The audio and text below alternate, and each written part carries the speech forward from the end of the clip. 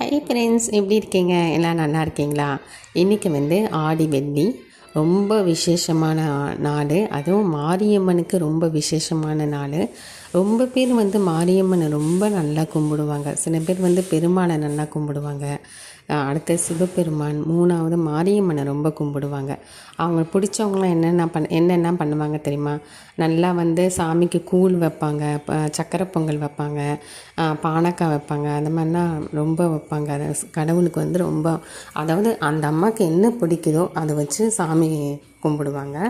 அதே மாதிரி என்னென்னா, இன்னொன்று என்ன விஷயம்னா, இப்போ இப்போ ஆடியில் எப்படின்னா, நம்ம சில பேருக்கு விவசாயிக்காரங்களுக்கெல்லாம் ஆடியில் மழை, அந்த கிராமத்துலலாம் மழை பெஞ்சால் அந்த அம்மனுக்கு அவ்வளோ நன்றி சொல்லுவாங்களாம்.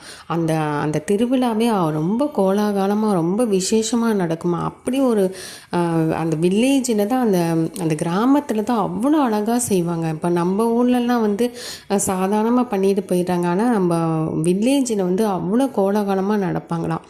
அதெல்லாம் நான் ஒரு தடவை கூட நான் பார்த்ததே இல்லை. நான் பார்க்கணும், எனக்கு ஒரே ஒரு வாட்டி ஆசை. எப்படி பண்ணுறாங்க, சாமிக்கு எப்படிலாம் செய்கிறாங்கன்னு எனக்கு ரொம்ப ஆசையாக இருக்குது.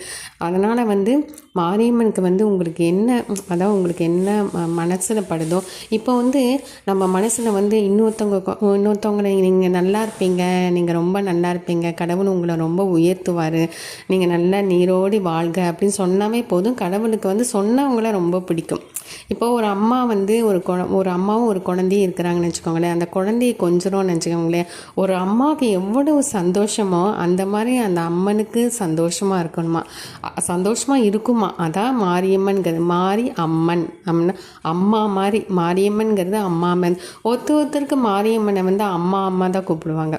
சில பேர் பிடிச்ச எவ்வளவோ மாரியம்மன் பேரெல்லாம் இருக்குது. ஆனால் பிடிச்சது மாரியம்மன் கூப்பிடுவாங்க. எனக்கு பிடிச்ச கடவுள் உங்களுக்கே தெரியும். ஆரம்பத்துலேருந்தே என் வீடியோ நீங்கள் பார்த்துருந்தீங்கன்னா எனக்கு எந்த மாரியம்மன் பிடிக்கும் உங்களுக்கு ரொம்பவே தெரியும். உங்களுக்கு தெரியாதவங்க எனக்கு சமயபுரம் மாரியம்மன் ரொம்ப பிடிக்கும். ஓகே ஃப்ரெண்ட்ஸ், உங்களுக்கு இது பிடிச்சிருந்துச்சுன்னா லைக் பண்ணுங்கள், கமெண்ட் பண்ணுங்கள், சப்ஸ்கிரைப் பண்ணுங்கள், என்னோடய சேனலில் ஷேர் பண்ணுங்கள். தேங்க்யூ.